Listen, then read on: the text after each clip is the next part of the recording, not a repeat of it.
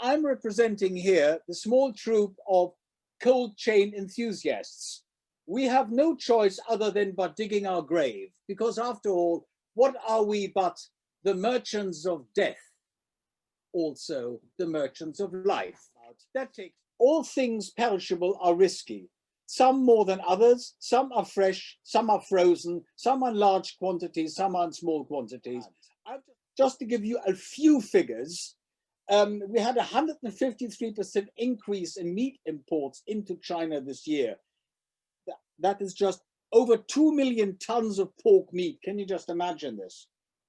And we've seen in fruit an increase of 15% and a tripling in shrimp exports, imports into China. The challenging situation we've seen that has been the impact on reefer container and reefer container positioning, which has led to basically boxes being in the wrong places. Now, there is a total reefer fleet of 3.16 million TEU at the moment in 2020, but the actual new build reefer growth is only at 8%, which means that we're going to continue to have a box shortage over the next at least 2 or 3 years, as was also reported at the School Logistics Asia conference in Singapore over the last few days. Now, most people of you probably know what the cold chain is like, but I just want to go back to basics and just show you the little graph of what the situation actually looks like. We start off in the orchard. I pick out the orchard because fresh produce, after all, represents the major commodity which is being shipped by containers. Out of 131 million tons, literally half consists of fresh produce. If we include fresh produce, bananas, pineapples, and tropical food, that actually already makes 66 million tons. In other words, virtually half of it is fresh produce. The others are, of course, meat, protein, dairy, which are largely frozen. And what I've also brought together in that group is to juxtapose the container percentage versus the conventional percentage. So the first figure is, so in the case of fresh produce, 85% is in containers, 15% is conventional.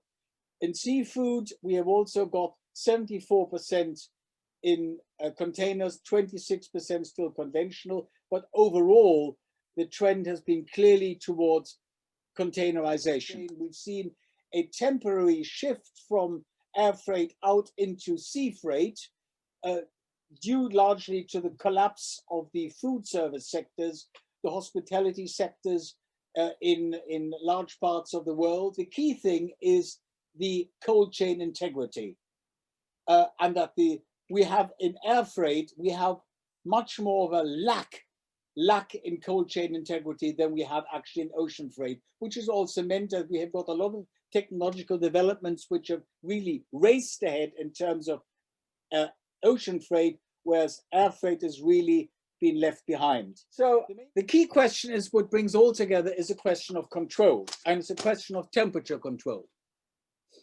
Applied wrongly or too harshly, and you will destroy the cell structure of fish, make mandarins go awry, or vaccines which cannot be used or actually could be dangerous for human life. So issues such as quality, safety, and original taste in case of basically food you eat are always at the forefront of anyone operating the cold chain.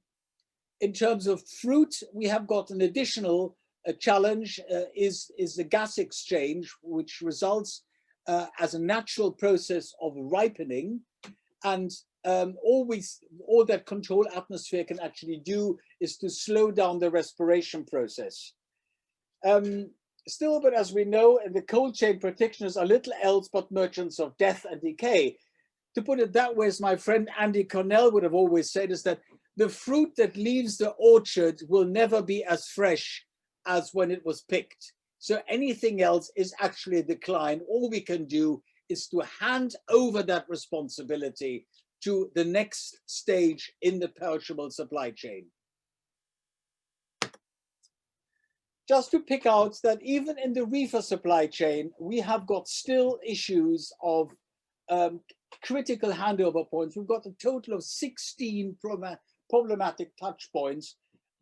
Now, there are other challenging trends which are facing the cold chain, and these are this increasing trend towards the shortening of supply chains, politically the issues of protectionism and what I call economic extremism, which is strangely enough also reflected in this huge trade imbalances in containers. So we see everything basically being replicated in this large context of extreme situations to create. We are concentrating more on a kind of new domesticity. We're looking more of localism, the stuff which we can grow locally rather than the stuff which we move internationally. Then there are other factors such as that whilst the fruit consumption is likely to continue to grow, we'll see an overall decline in meat consumption in the West, even countries like the US, where we've seen meat eaters haven't been growing in recent years, even though we continue to see huge growth in China in particular, which has led to the situation that I mentioned earlier on with the extra draw for reefer containers into China. But the biggest challenge we probably are faced with in the whole world is that we are fast running out of fresh water. And this is why I just brought out this image on the left here to show you what amount of water is actually required to produce some of these foods. At the same time, we've seen also development in urban farming, particularly vertical farming, which is very interesting, which was also presented at the conference at Coal Logistics Asia this week in a parallel session, showing that it's possible now to produce huge amounts of produce locally and thereby foregoing the need for international transportation. This is clearly, I would say, a long-term challenge of increased localism. I just put that in as an example of what the future of shipping could be looking like. Again, it's not a new slide which I've used here. The question really is here, is predictivity really reaching its end of the possible? But everyone knows that in terms of marketing food, all we are trying to do is to know what actually the customers want. We are somehow driven by what the customers want. And of course, that has got an impact on the perishable upstream supply chain. At the same time, the cost of producing these wonderful goods are, of course, also the risk that we create more and more waste.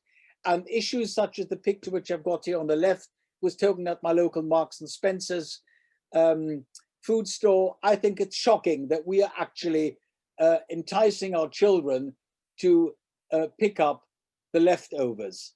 I don't think we're setting out the priorities right, and the situation is that we're creating huge amounts of rubbish, as we know, 1.3 billion tons per annum, and everyone needs to stand up and be counted, including the members of the perishable supply chain, where no one actually owns the total chain and says it's not my problem and passes on the responsibility to the next member in the chain. And that is, I think, an issue that we should really look at in more context. So this has led to sort of the harsh reality that we're creating a huge amount of waste. It brings me to a situation where I cannot really give you a lot of hope, but on the other hand, I ask you not to jump and to keep smiling. Thank you very much for listening to me. I hope I didn't bore you to tears, but it was great talking to a screen and knowing there's Ruben in the background. Thank you very much, Alex. I mean, it's always an honor to have you. I think no one manages to get the philosophical corner of this, the philosophical angle of our cold chain industry that very well, because in the end, we talk about perishables and what is closer to life than things that perish. I must say, I'm impressed really by the reefer volumes that move into China now. It's the largest market, reefer market in the world. The largest reefer recipient has changed a lot in terms of flows. And then, of course, I would ask, does that also mean it impacts a lot of other areas where they then do not get the equipment they need in order to ship, and certain volumes have to go to local market instead of being exported because there's simply no capacity there for it anymore. I think this is really ties in with this development for what I call the new domesticity. If you're in food production, you've got three markets.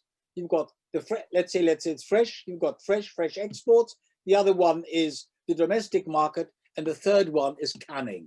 And of course, these are three which are always developed, which are all very often running in parallel. And there's always this belief that in other words, just the rubbish goes into canning, and that's not actually true at all. Because in order to contain the value, you've got to actually get the good produce and put this into cans, because otherwise you would shorten the supply chain and there are safety issues. So you do have these. What we're going to see is, I think, a slight shift in the coordination between these three markets: domestic market, and the export market, and the canning market. And of course, what this will actually do will focus more interest in developing cold stores, because we need these holding centers for risk, for commercial risk. And that is where I can see the huge development, particularly in exporting countries, that are also having a rise in the middle class, who will make sure that they would want to have food that is safe. So in other words, the local cold chain needs to meet the same safety criteria as the export market. It's no longer just the export gets the value, but we need this also for the domestic market. And that applies to countries in Africa just as much as in countries in other Asian countries. And we have to learn a great deal from how the Asian countries have actually led the way. And I think this is where we can learn from each other, rather than basically trying to dictate and says, oh, we know how to do it. We have got, there's an opportunity of learning from both sides. We need to be open. Yes, I think, I mean, this is what we are all about, and I think this is also what the key thing is about the cold chain. It's about collaboration and really this learning, because we're all fighting decay to some degree, and we see that among members, some people do apple, some people do this, some people do citrus from different countries, and they of course have different experiences, and we also want to make sure that people share more of their knowledge in order to benefit from each other and provide better solutions to their customers. Alex, I would like to thank you very much for being with us here today. I know it's never easy to just talk to the screen. I would also more prefer to have you here.